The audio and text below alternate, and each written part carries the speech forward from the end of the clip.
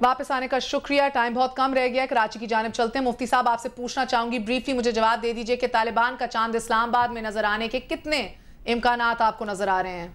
सबसे पहले मैं तमाम तर एहतराम के साथ बशीर अहमद बिल्लौर साहब की खिदमत में अर्ज़ करूँगा कि आप जितना टाइम मांगते हैं आपको टाइम दिया जाए। मैं तायद करता हूँ, आपकी कामयाबी की दुआ करता हूँ, लेकिन अगर दारुद्दार लिल क़ज़ा के माने सुप्रीम कोर्ट ऑफ पाकिस्तान का सर्किट बेंच है तो ब्रैकेट में लिख दीजिए, दारुल क़ज़ा के माने पेशावर हाई कोर्ट का सर्किट बेंच है तो ब्रैकेट में लिख दीजिए, फिर मज़ीद किसी तकरीर की ज़रूरत नहीं होगी। बाकी आपका ये सवाल कि मुस्तक़बिल की अलामात क्या हैं, तो अब तक की अलामात अच्छी नहीं हैं। उन हज़रात ने अहद की पासदारी नहीं की, वो गैर मुसल्ला नहीं हुए और उन्होंने पेशकदमी का अंदाज़ रखा है। मैं निफाज़ शरीयत तो मैं सारे पाकिस्तान में चाहता हूँ, लेकिन मैं चाहता हूँ कि मेरा ये मुल्क सवात और उन तमाम इलाक़ों समेत असले और क़त्ल व गारत से पाक हो जाए और इंसानियत को अमान मिल जाए। बहुत बेहतर। राजा रियाज साहब, आप मुझे ये बताइए कि अभी यूएस रिपोर्ट्स के मुताबिक भी ये कहा जा रहा है कि अगर हम लोग इसी अपनी स्ट्रैटेजी लेस ऑपरेशन के मुताबिक चलते रहे, जैसे आप भी कह रहे हैं वक्त दीजिए, कुछ होगा तो कर देंगे कुछ, इसी तरह अगर हम चलते रहे तो पाकिस्तान यकीनन दुनिया को सबसे सोफिस्टिकेटेड नस्ल दहशतगर्दों की जल्द ही पेश करेगा। इसके साथ साथ जैसे रहमान मलिक के कल भी बयान आता है, आज क्या आपकी हुकूमत डिटर्मिन और डिफाइन कर चुकी है मुख्तलिफ फॉरेन मिलिटेंट्स जो हमारे सॉइल के ऊपर, हमारी सरजमीन के ऊपर ऑपरेट कर रहे हैं? मैं बात करूं अगर अफगान ताजिक्स की, criminal gangs, narco traffickers, sectarian extremist, Taliban चाहे मुल्ला उमर बैतुल्ला मसूद के हों, terrorist connected with Al Qaeda, Punjabi anti Indian extremist, central Asian warlords, आपकी हुकूमत की क्या स्ट्रैटेजी है? आप डिफाइन कर चुके हैं? जी इंशाल्लाह। इस वक्त मैंने पहले आपको अर्ज़ किया है कि पूरी ज़िम्मेवार हुकूमत यहाँ पे मौजूद है, वज़ीर आज़म साहब हैं, सदर साहब हैं, और हम हर तरह के हालात का मुकाबला करने के लिए मुकम्मल तैयार हैं। लेकिन आप ये चीज़ ज़हन में रखें कि पाकिस्तान एक इस्लामी मुल्क है और ऐसा मुल्क है इस्लामी मुल्क जिसके पास एटम बम है, और हमने यही तो सबसे ज्यादा डरावनी बात है। हमने अपने तहफ़्फ़ुज़ के लिए बनाया है और उसका दफा अगर हम उसे बना सकते हैं अपनी जानों की कुर्बानी देके, हमारे कायद ज़ुल्फ़िकार अली भुट्टो ने अपनी जान की कुर्बानी देके से बनाया, तो हम इसका दफा के लिए भी हमें अपनी जानों की कुर्बानी देनी पड़ी तो हम देंगे।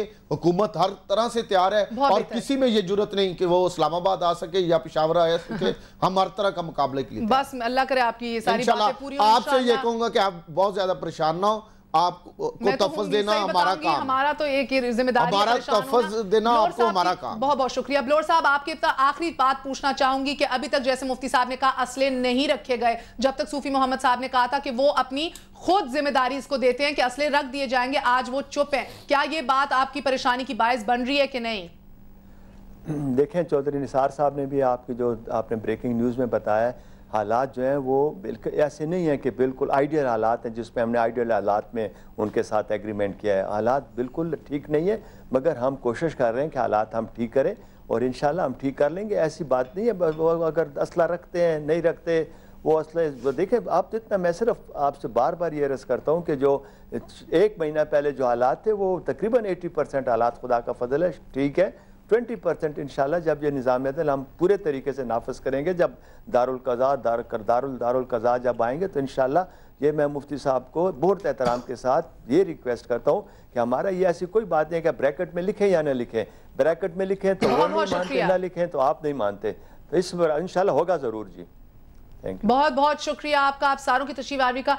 नाजरीन, आज outright to be very honest with you जवाब आज नहीं मिले। बहुत ज़्यादा हौसला दिया गया है हुकूमत की जानिब से, पीपीपी और एएनपी की जानिब से, मगर जो चीज़ें आउटस्टैंडिंग हैं, जो कॉन्फ्लिक्टिंग स्टेटमेंट्स मैंने आपके सामने आज पेश की, उनके कोई जवाब नहीं है। मगर ब्लोर साहब ने ये ज़रूर कहा कि हौसला कीजिए, इनके जवाब मुज़ाकरात के बाद भी तय हो जाएंगे, ये कहते हुए कि देखिए आज डेडलाइन थी वो भी आगे हो गई, इंशाल्लाह हो जाएगा। अब छोटी सी बात है कि निज़ाम अदल का नफाज हो या फिर अदालती निज़ाम हो, आखिर हासिल मकसूद तो इंसाफ ही पाना है। तो वो कौन से अनासर हैं आखिर जो इन मामलात को उलझाते ही चले जा रहे हैं? मैं भी आपकी तरह इस मुल्क की शहरी हूँ, मेरा ईमान है अल्लाह की ज़ात पे, मुझे यकीन है अपने मुंतखब करदा जमहूरी हुक्मरानों पर, मगर एतराज़ है तंग नजरी पर, मुल्क की इस बिगड़ती हुई सूरत हाल पर, उस बेबसी पर जिसे आप और मैं रोज़ाना महसूस करते हैं। आज बड़ा खूब कहा मेरी टीम की एक मेंबर आयशा फारूक ने, मेरे हल्क पे है खंजर ईमान जैसे, और उस खंजर की जद में मेरी जुबान जैसे। मैं कलमा पढ़ूं ला इला इस खौफ से कैसे, जबकि मेरे दिल में रब का विर्द जारी हो जैसे। मेरा रब नहीं चाहता कि उसका विर्द मैं तेरे खौफ से करूं, क्योंकि उस जात के विर्द के लिए जुबान का होना भी लाजिम है। नहीं अपना ख्याल रखिएगा। चलो सी यू ऑल अगेन। अल्लाह हाफिज।